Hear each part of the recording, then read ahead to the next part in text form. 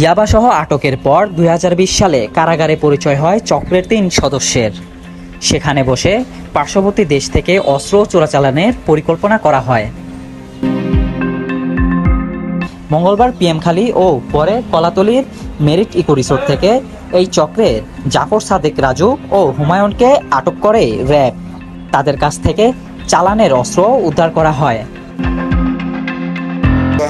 আমরা গতকালকে জানতে পারি যে পিএমখালীর দমনখালী গ্রামের একজন অস্ত্র ব্যবসায়ী, তার কাছে কিছু অস্ত্র রয়েছে। এই অস্ত্রগুলি বিক্রির জন্য বিভিন্ন ধরনের কাস্টমার সে খুঁজছেন।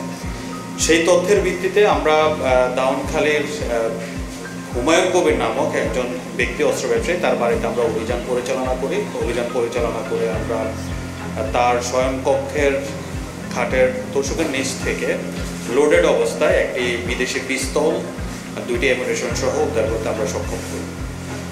পরবর্তীতে আমরা তাকে জিজ্ঞাসাবাদ করি। জিজ্ঞাসাবাদে সে জানায় যে এই অস্ত্রগুলো মূলত সে মেরিন ইকো রিসোর্ট, আপনারা জানেন কলাতলী থেকে মেরিন ড্রাইভে যাওয়ার পথে হাতের বাম পাশে মেরিন ইকো রিসোর্ট রয়েছে। সেই মেরিন ইকো রিসোর্টের মালিক রাজুর নিকট থেকে সেই অস্ত্রগুলো সংগ্রহ করে থাকে। পরবর্তীতে আমরা কালকে সারাদিন এই রাজুকে আইনের আওতায় নিয়ে আসার জন্য আমরা অনেকগুলো অভিযান পরিচালনা করি।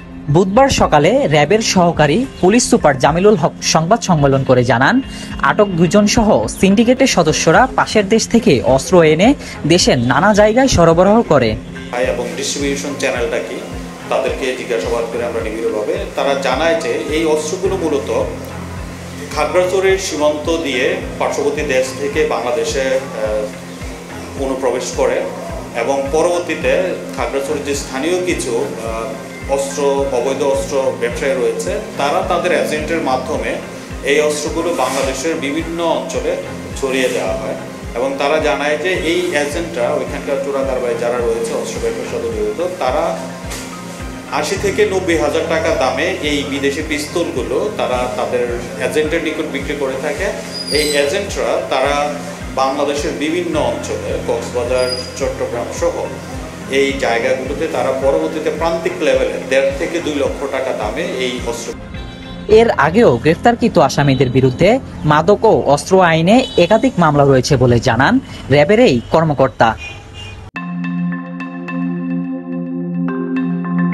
জুয়েল হাসান, প্রবাল নিউজ, কক্সবাজার।